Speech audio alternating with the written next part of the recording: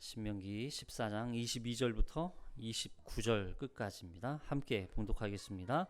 너는 마땅히 매년 토지소산의 11조를 드릴 것이며 내 하나님 여호와 앞 곧 여호와께서 그의 이름을 두시려고 택하신 곳에서 내 곡식과 포도주와 기름의 11조를 먹으며 또 내 소와 양의 처음 난 것을 먹고 내 하나님 여호와 경외하기를 항상 배울 것이니라.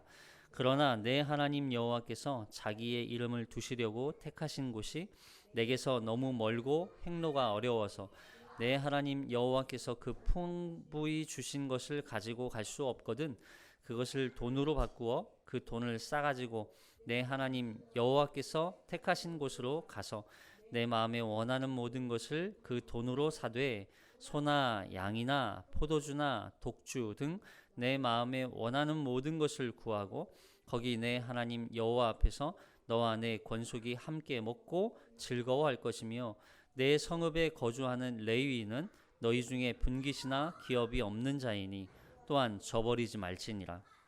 매 3년 끝에 그의 소산의 10분의 1을 다 내어 내 성읍에 저축하여 너희 중에 분깃이나 기업이 없는 레위인과 내 성중에 거류하는 객과 및 고아와 과부들이 와서 먹고 배부르게 하라. 그리하면 내 하나님 여호와께서 내 손으로 하는 범사에 내게 복을 주시리라. 아멘. 지난 시간에 우리는 음식에 대한 이 규정을 함께 살펴보았죠. 음식을 먹는 것과 먹지 말아야 할 것, 정한 것과 부정한 것을 구별했어요. 그걸 구별하는 이유는 그 시작에 무슨 말씀이 있었냐면 너희는 하나님의 택하신 성민이라 그래. 성민이라. 그러니까 마치 아담과 하와가 모든 과실, 모든 에덴 동산에 있는 모든 과실은 먹어도 되지만 유독 하나님이 동산 중앙에 있는 선악을 알게 하는 나무의 실과는 먹지 말라 이런 말씀을 주셨단 말이에요. 다 먹어도 되지만 먹지 말아야 할 규례가 명령이 있어요. 그 하나님의 백성, 하나님의 자녀라는 이 정체성이 그 안에 담겨 있는 거죠. 결국에는 하나님의 자녀, 하나님의 백성이라면 너희는 누구의 음성을 듣고 누구의 명령을 따를 것인지를 결정하라는 거예요. 그래서 아담과 하와가 하나님의 명령을 순종했으면 아마도 이 인류의 죄악은 시작되지 않았겠죠. 그 시대만큼은. 물론 여러분 오해하시면 안 돼요. 왜 아담과 하와가 선악을 알게 하는 나무의 열매를 따먹어서 인류가 이렇게 죄를 범했고 안 먹었으면 될걸 라고 생각하겠지만, 그렇다면 아담과 하와가 그 선악을 알게 하는 나무의 과실 불순종을 안 먹었다고 해서 인류의 죄가 시작되지 않았다는 건 보장할 수 없는 거예요. 왜요? 인간은 여전히 연약하고 타락한 존재이기 때문에 완전한 존재가 아니란 말이에요. 그 가운데 그걸 하나님이 이미 아심에도 불구하고 그 명령을 주셨다는 건 결국 순종에 대한 하나님의 시험이었던 거예요. 여러분 우리가 다 먹을 수 있지만 먹지 않을, 그걸 선택할 수 있는, 그걸 먹을 수 있지만 내가 그 권리를 기꺼이 포기할 수 있는, 그럼 이런 정신이 그 안에 담겨 있는 거죠. 마찬가지예요. 구별이라고 한다면 구별된 하나님의 백성이라면 그 백성다운 삶의 선택 기준과 삶의 모든 기준이 다 어디에서부터 출발하는 거예요? 명령, 말씀에서부터 출발한다는 걸 보여주는 거예요. 자, 이제 22절부터 11조에 대한 말씀이 나오죠. 참 많이 예민한 말씀 중에 하나예요. 민감한 말씀이기도 하고. 그래서 요즘에 이 11조에 대해서 많은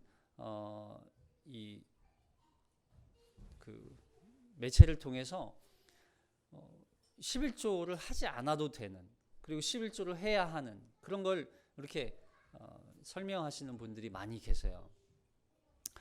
자, 그렇다면 11조를 어떻게 우리가 봐야 하고 어떻게 접근해야 되는지가 중요한 거죠. 그 본질이 중요한 거예요. 자, 이제 22절부터 11조에 대한 말씀이 나오는데 먼저 우리가 기억해야 될 건 12장부터 계속 어떻게 하나님의 백성이 구별된 삶을 살 것인가 하는 이야기가 지금 이어지고 있는 걸 기억하셔야 돼요. 어떻게 여호와 하나님만을 사랑하고 어떻게 그 말씀에 순종하는 삶을 살 것인가. 그것이 예배 장소에 대한 구별로 먼저 나타났죠. 아무 데서나 제사 드리지 마라. 하나님께서 택하실 장소에서 그 처소에서 하나님을 예배해라. 그리고 너희 중에 거짓 선지자나 헛된 꿈 꾸는 자가 일어나서 이적과 기적을 행한다 할지라도 그들이 말하는 그 다른 신을 섬기지 말아라. 그리고 심지어는 아내나 형제나 자식이나 또 친구가 유혹할지라도 그 말을 듣지 말아라.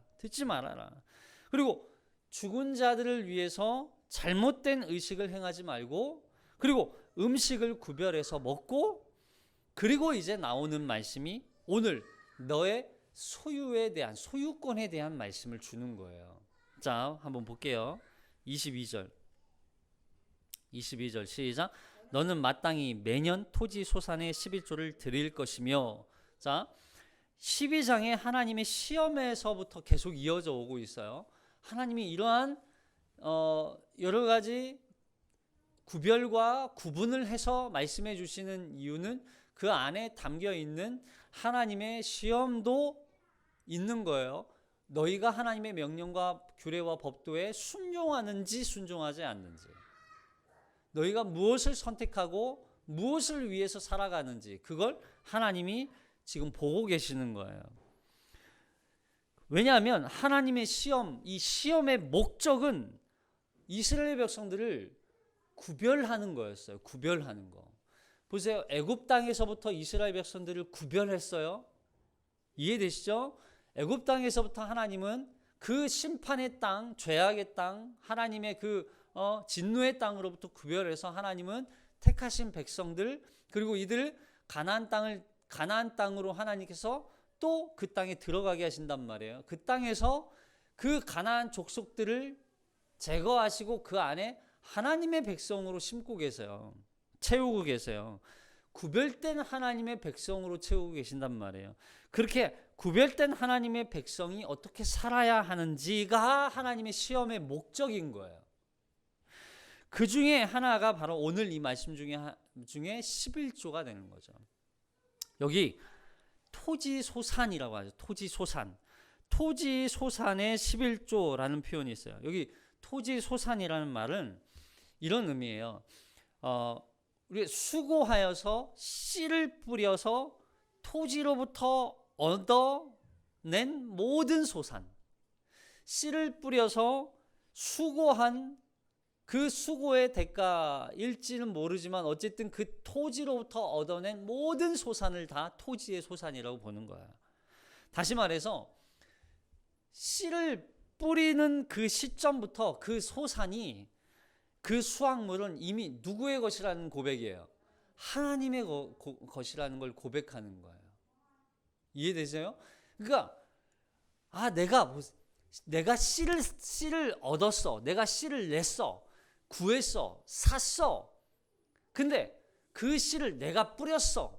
그 씨를 뿌려서 물을 주고 경작을 하고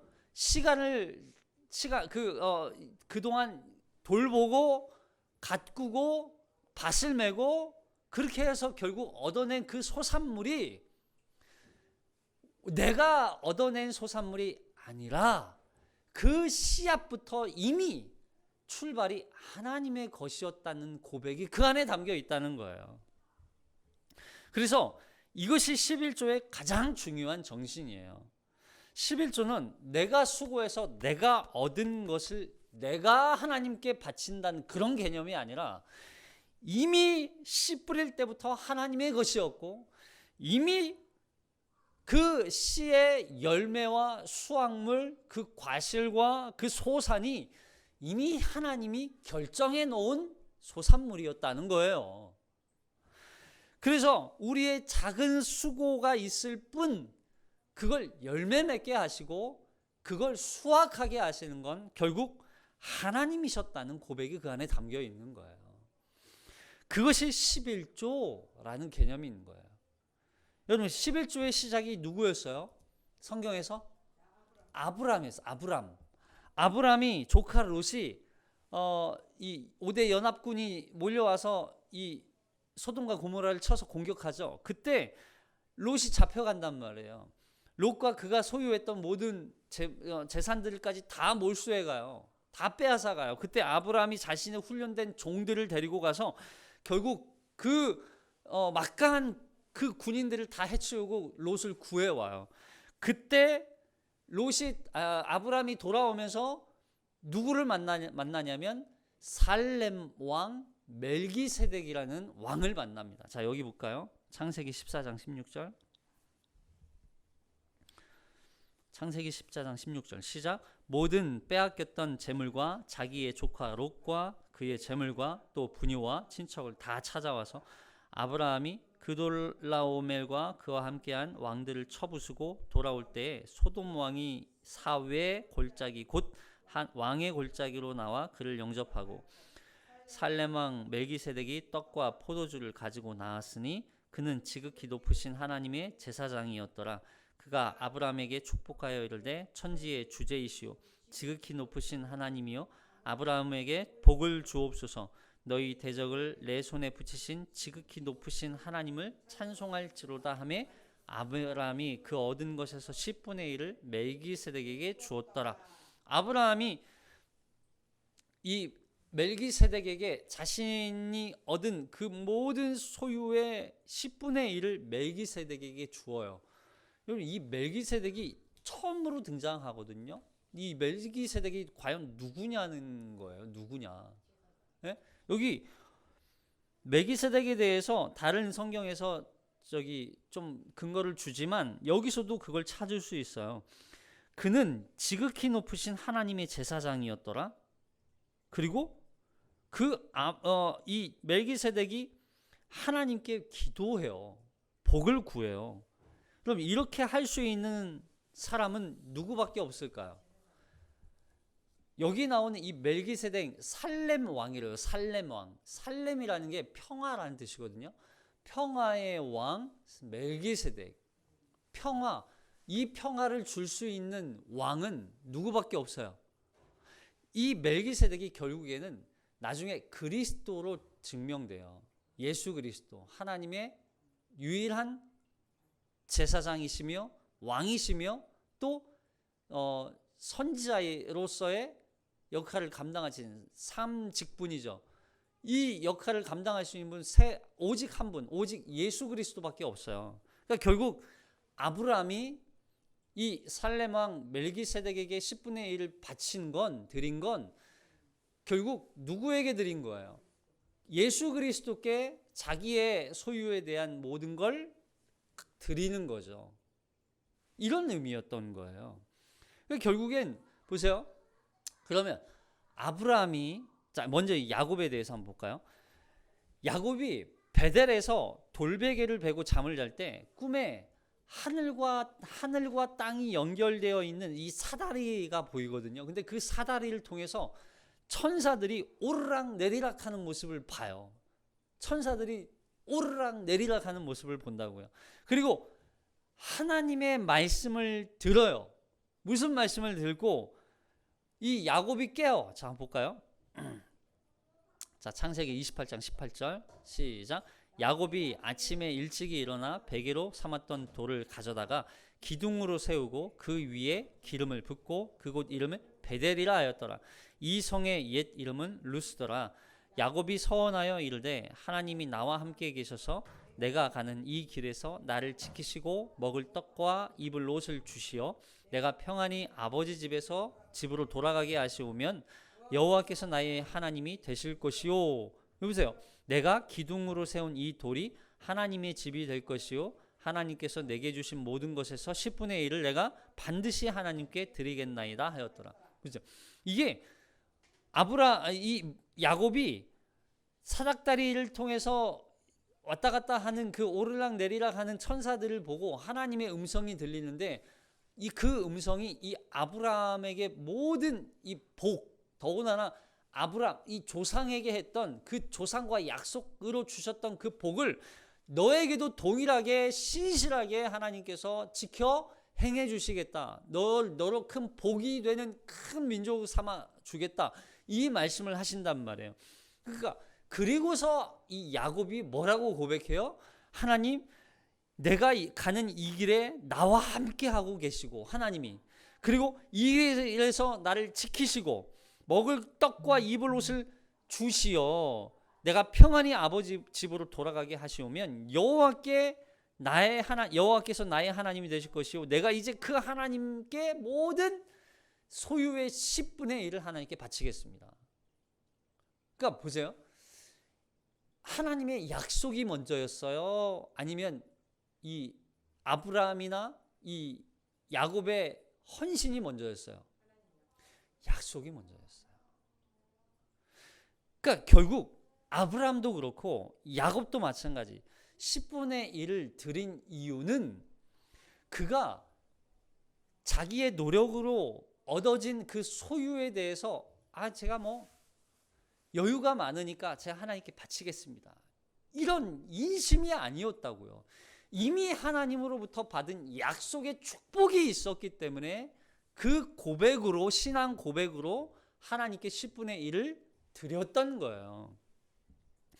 물론 11조를 단순히 율법으로만 이해해서는 안 돼요. 물론 이 11조가 나중에 모세가 이 11조를 율법으로 넣어버리거든요. 율법 안에다. 그러나 이 11조의 시작과 그 기초는 하나님이 주신 그 약속, 그 복에 대한 신앙 고백으로 하나님께 표현하기 위해서 10분의 1을 드리겠다고 고백했던 거예요. 여러분, 그러면 이걸 오늘날로 적용하면, 이걸 율법으로 이해하면 11조를 드릴 필요가 있을까 없을까요? 율법으로 적용하면 11조는 드려도 되고 안 드려도 돼요.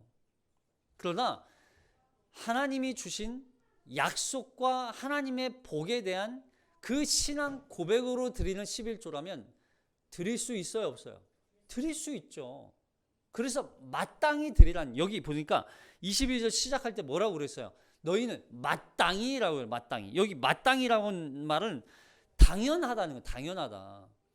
너희가 하나님께 드리는 건 당연한 일이라는 거예요. 왜냐하면 그것 자체가, 그 너희가 얻은 그 소유 그 자체가 이미 누구의 것이었으니까? 하나님의 것이었었으니까. 그게 하나님의 것이라는 고백으로 하나님 앞에 드려라, 11조를. 그렇다면 그 신앙 고백은 하나님이 가장 기뻐하실 수 있는 신앙 고백이 될 수 있겠죠. 율법으로 드리는 이 11조는 하나님도 기뻐하지 않아요. 그 신앙의 고백이 중요한 거죠. 그래서 우리가 이 땅에 살면서 사실 어떤 우상보다 가장 강력하고 가장 무서운 우상이 뭐예요? 재물에 대한 우상이에요. 결국 재물에 대한 이 우상을 하나님이 이미 알고 계시는 거죠. 그 소유의 소유권이 너에게 있다면 그 재물은 너에게 우상이 된다. 그러나 그 소유권이 하나님께 있다는 걸 안다면 그 재물은 이미 너희에게 주신 하나님의 축복이기 때문에 너희는 이 땅에서 누려라. 그러나 그것에 우상이 되지 않도록 하나님께서 우리에게 말씀해 주시는 거예요. 그래서 이 11조는, 여러분 기억하죠? 11조는 하나님만이 유일한 신이시며 창조주이시며 하나님만이 모든 것의 주인이시라는 고백이 이 안에 담기는 거예요. 단순히 하나님 앞에 돈 드리는 게 아니에요. 하나님 앞에 그냥 단순히 하나님 필요한 것 내가 드릴게요, 이런 정도가 아니라고요. 그 신앙의 모든 고백의 중심이 11조로 고백되어지는 거예요. 자, 그러면 이 11조가 어떻게 활용되는가? 어떻게 쓰여지는가? 자, 14장 23절 볼게요. 자, 이걸 드리는 11조가 있고 그 드린 11조를 토대로 먹는 11조가 있어요. 자, 23절 시작.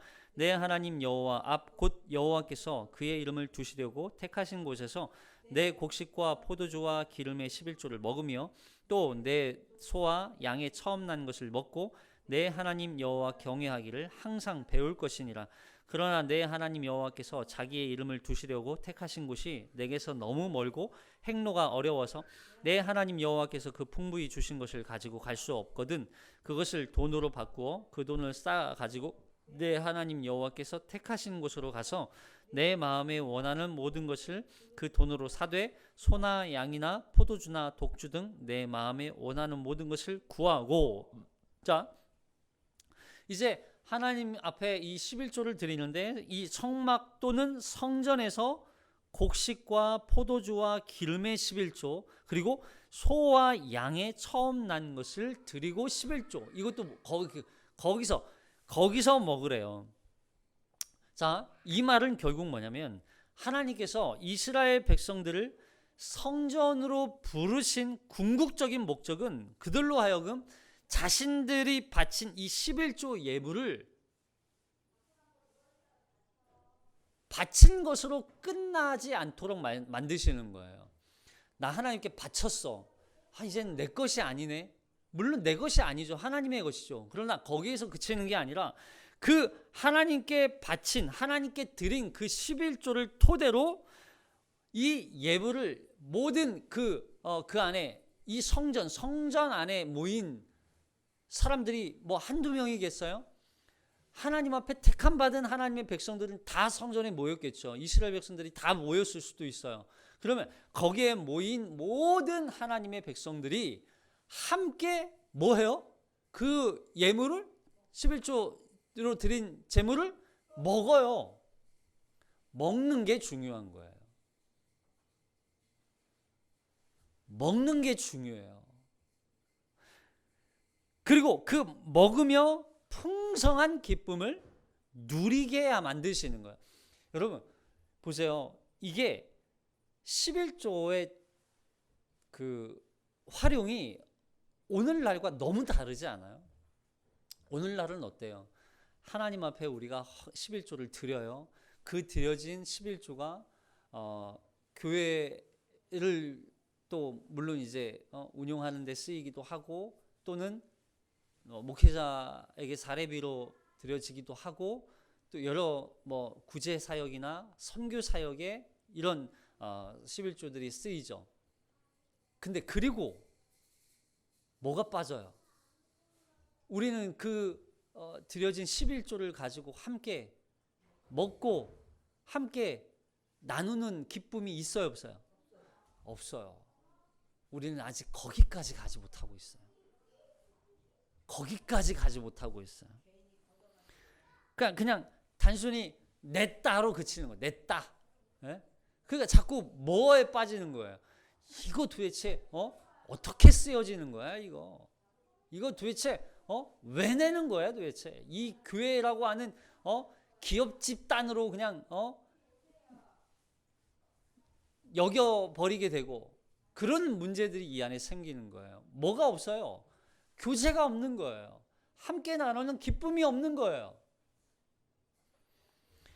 그러니까 11조를 통해서 하나님께서 모든 것의 주인이심을 고백하지만 그것조차도 하나님은 우리에게 야, 나에게 가져와. 다 내 거야. 그렇게 말씀하시면서도 다시 그 안에 모인 하나님의 권속 백성들과 함께 뭘 하시는 거예요? 나누게 하시는 거예요. 다시 먹게 만드시고 누리게 만드시고 기쁨을 함께 하게 하시는 거예요. 이게 11조의 쓰임이라고요. 이게 11조의 쓰임. 그래서 그 하나님 앞에 드린 기쁨조차도 나 혼자만 누리게 하지 않고 함께 나누게 만드시는 거. 풍성함을 함께 누리고 기쁨을 함께 나누게 하시는. 그래서 이 11조에 드려진 또 이 재물들을 통해서 함께 축제가 열어요. 축제. 그래서 셀레브레이션이라는 그런 표현을 쓰기도 해요. 자, 그러면서 이것이 어디로 또 연결되냐면, 자, 신명기 14장 26절 하반절 시작. 거기 내 하나님 여호와 앞에서 너와 내 권속이 함께 먹고 즐거워할 것이며 내 성읍에 거주하는 레위인은 너희 중에 분깃이나 기업이 없는 자이니 또한 저버리지 말지니라. 내가 11조를 하나님께 드렸다고 생각하지만 결과적으로는 하나님 우리에게 돌려주신다고 말씀드렸어요. 근데 그 돌려주시는 하나님의 그 은혜와 풍성함과 그 기쁨과 그 만족이 함께 먹고 마시고 즐기고 마치 하나님의 축제가 되었다고 그랬어요.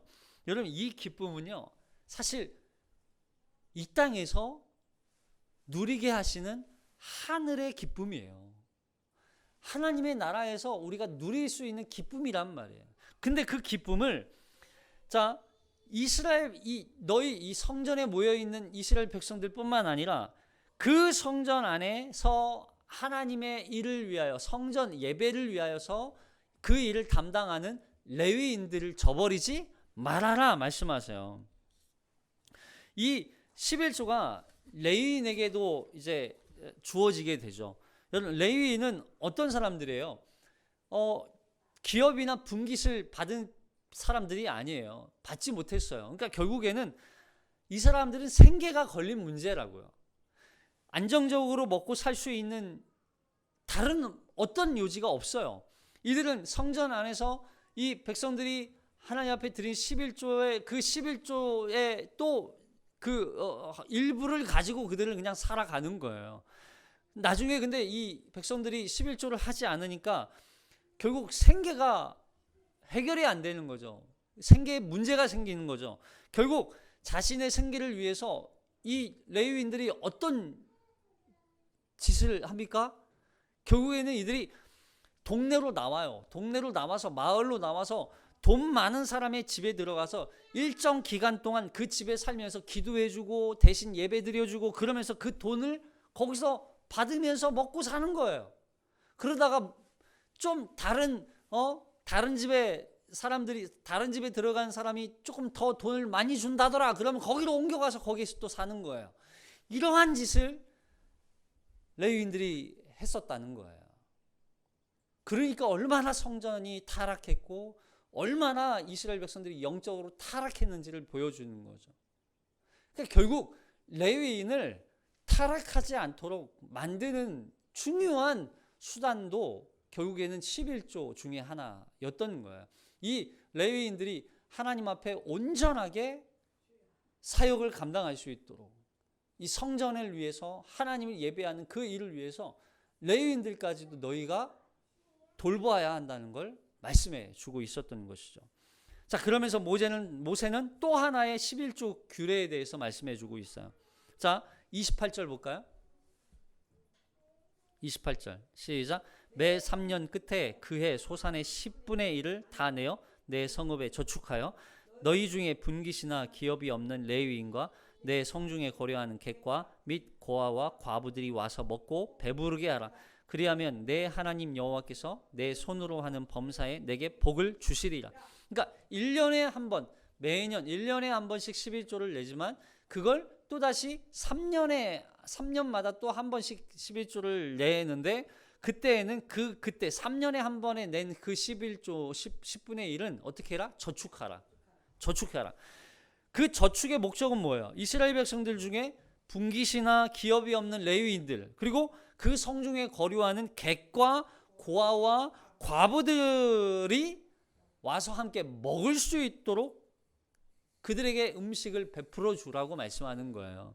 그러니까 결국 첫 번째, 두 번째 해 11조는 하나님의 백성들이 함께 그 안에서 그 지체들이죠. 지체들과 함께 사용되어지는, 함께 기쁨을 나누는 그런 목적으로 쓰였다면, 세 번째 해 11조는 어려운 이웃을 위해서 사용해라. 어려운 이웃을 위해서. 그러니까 오늘날 교회가 11조를 어떻게 사용해야 하는지도 굉장히 중요하게 다뤄지고 있어요.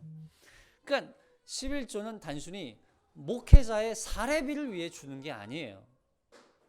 11조는 단순히 교회를 운영하기 위한 사업을 위해서 주어지는 게 내어지는 게 아니에요. 이 11조를 통해서 하나님의 잃어버린 여전히 소외된 하나님의 백성들, 그들에게도 하나님의 사랑과 하나님의 그 은혜의 풍성함과 기쁨을 나누어야 하는 목적이 이 안에 담겨 있는 것이죠. 이것이 신약에서 어떤 개념으로 사용돼요? 연보의 개념으로 사용되죠. 우리 지난 그 신약 강의할 때 우리가 함께 이 연보에 대해서 함께 살펴봤어요. 여러분, 연보가 무슨 뜻이었어요?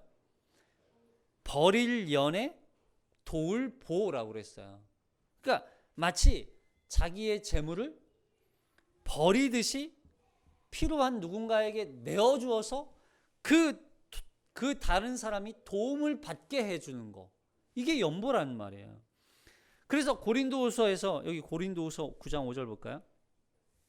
고린도후서 9장 5절 시작. 그러므로 내가 이 형제들로 먼저 너희에게 가서 너희가 전에 약속한 연보를 미리 준비하게 하도록 권면하는 것이 필요한 줄 생각하였노니 이렇게 준비하여야 참 연보답고 억지가 아니니라.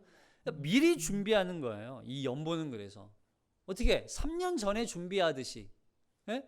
그래서 연보를 너희가 전에 약속한 연보를 미리 준비하게 하도록, 필요한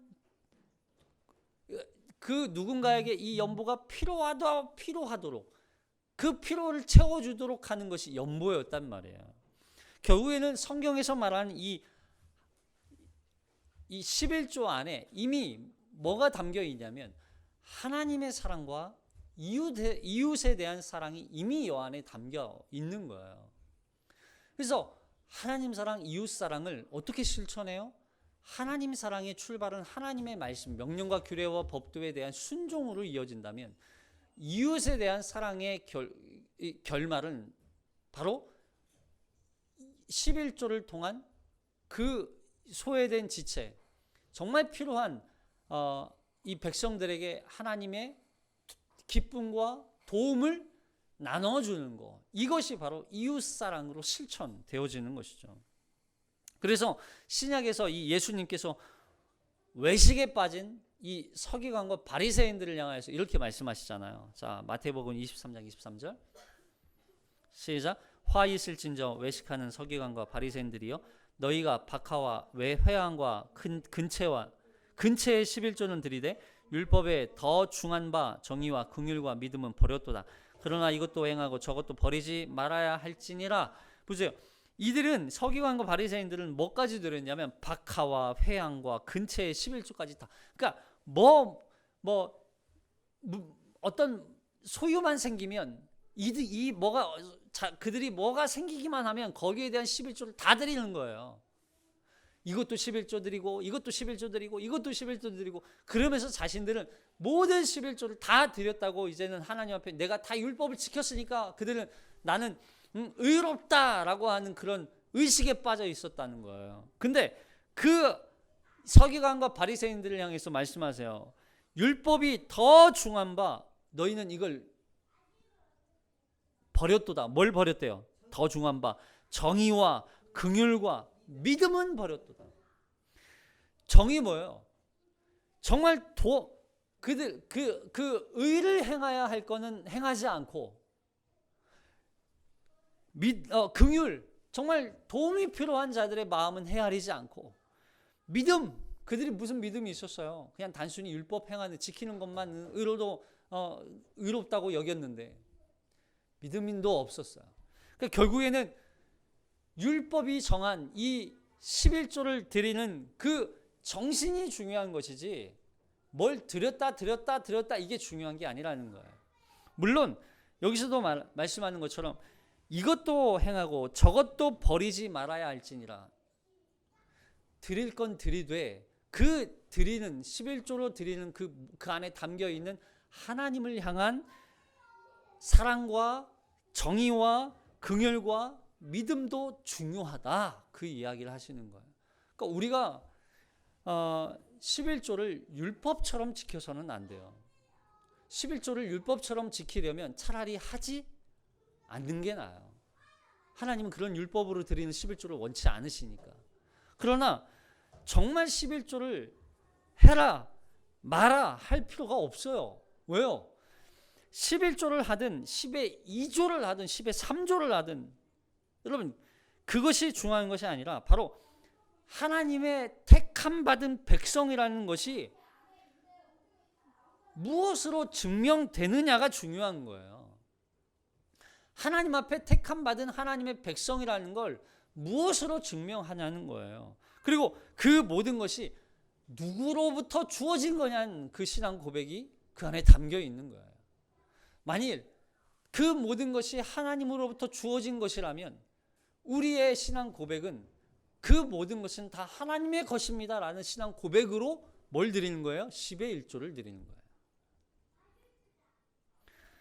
그래서 모든 것이 하나님의 것이라는 근본적인 생각이 바뀌지 않으면 아무 의미 없어요. 11조 드리지 않아도 돼요. 그러나 11조는 나는 하나님의 은혜로 삽니다. 모든 것이 하나님의 은혜입니다. 모든 것은 다 하나님이 주시는 것입니다. 하나님이 주인이십니다. 나는 하나님으로부터 살아갑니다. 모든 것을 하나님께 다시 드립니다. 이런 고백으로 하나님 앞에 11조를 드린다면 그 안에서 하나님이 내가 하나님 앞에 드렸지만 하나님 앞에 드린 그것으로 하나님은 나를 더 풍성하게 더 기쁨으로 이 땅에서 누리게 만드시는 거예요. 그리고 뿐만 아니라 나 개인의 기쁨이 아니라 이 11조는 공동체의 기쁨, 이 교회의 공동체의 기쁨, 그리고 우리 교회 안에 속하지 않은 또 세상에 여전히 소외된 그런 백성들에게도 하나님의 기쁨을 나누고 기쁨을 함께하게 하는 그런 중요한 도구가 되는 것이죠. 사랑하는 성도 여러분, 11조에 대한 잘못된 오해와 편견을 여러분 정리하세요. 11조는 신앙 고백이에요. 율법이 아니에요. 11조는.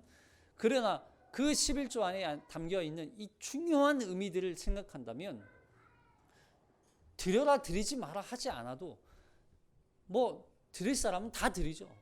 그리고 11조에 대해서 참 할 말이 많지만 11조를 드린 자와 11조를 하지 않은 사람과의 믿음과 신앙의 차이는 분명히 있습니다. 분명히 있습니다. 바르게 드리셔서 정말 하나님 앞에 내가 하나님의 백성으로 이 땅에서 어떠한 삶을 살아야 하는지, 그리고 내가 하나님의 자녀라면 이 모든 것이 누구로부터 주어졌는지를 생각해야 할 때라는 것을 기억하시고 한 주 동안 그 하나님 앞에 드린 것에 대한 아까움으로 생각하지 말고 그 안에서 누리는 풍성함으로 날마다 주 안에서 기쁨 가운데 살아가는 저와 여러분이 되시기를 주님의 이름으로 축복합니다. 기도하겠습니다.